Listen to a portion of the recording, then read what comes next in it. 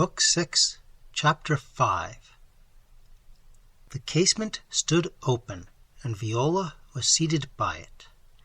Beneath sparkled the broad waters in the cold but cloudless sunlight, and to that fair form, that half-averted face, turned the eyes of many a gallant cavalier as their gondolas glided by.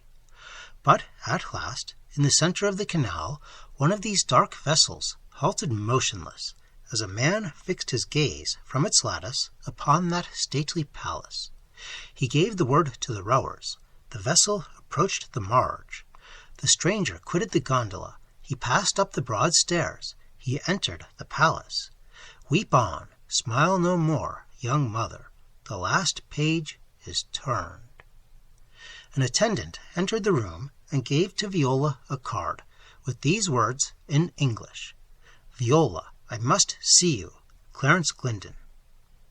Oh yes, how gladly Viola would see him, how gladly speak to him of her happiness, of Zanoni, how gladly show to him her child.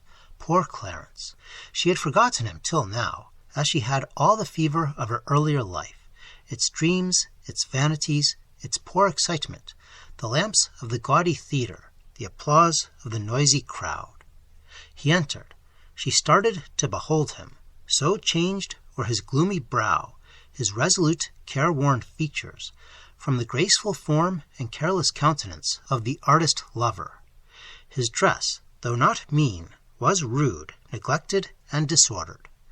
A wild, desperate, half-savage air had supplanted that ingenuous mien, different in its grace, earnest in its diffidence, which had once characterized the young worshipper of art, the dreaming aspirant after some starrier lore. "Is it you?" she said at last. "Poor Clarence, how changed!" "Changed?" he said abruptly, as he placed himself by her side. "And whom am I to thank but the fiends, the sorcerers, who have seized upon thy existence as upon mine? Viola, hear me. A few weeks since, the news reached me that you were in Venice.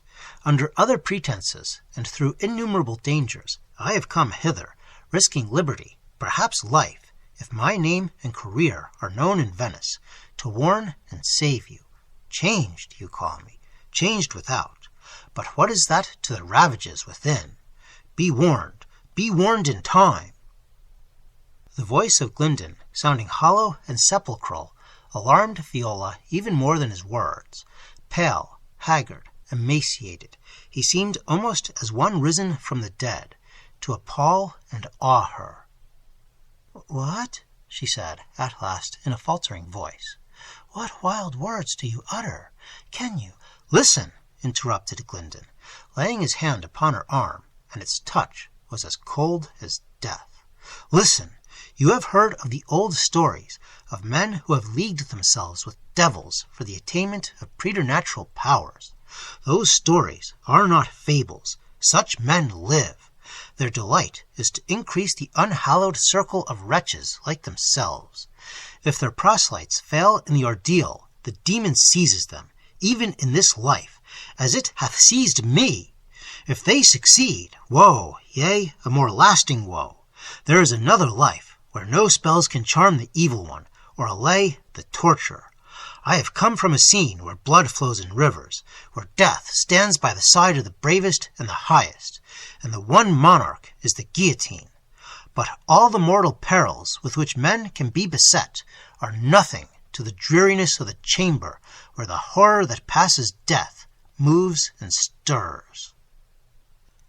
It was then that Glendon, with a cold and distinct precision, detailed, as he had done to Adela, the initiation through which he had gone. He described, in words that froze the blood of his listener, the appearance of that formless phantom, with the eyes that seared the brain and congealed the marrow of those who beheld. Once seen, it never was to be exorcised. It came at its own will, prompting black thoughts, whispering strange temptations. Only in scenes of turbulent excitement was it absent.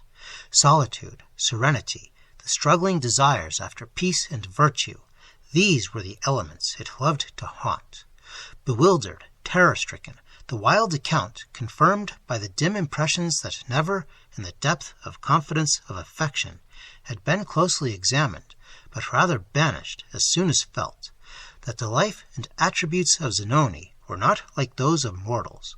Impressions which her own love had made her hitherto censure as suspicions that wronged, and which, thus mitigated, had perhaps only served to rivet the fascinated chains in which he bound her heart and senses, but which now, as Glyndon's awful narrative filled her with contagious dread, half unbound the very spells they had woven before, Viola started up in fear, not for herself, and clasped her child in her arms.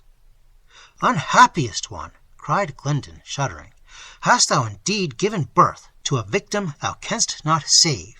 Refuse it sustenance, let it look to thee in vain for food. In the grave, at least, there are repose and peace." Then there came back to Viola's mind the remembrance of Zanoni's night-long watches by that cradle, and the fear which even then had crept over her as she heard his murmured half-chanted words. And as the child looked at her with its clear, steadfast eye, in the strange intelligence of that look there was something that only confirmed her awe.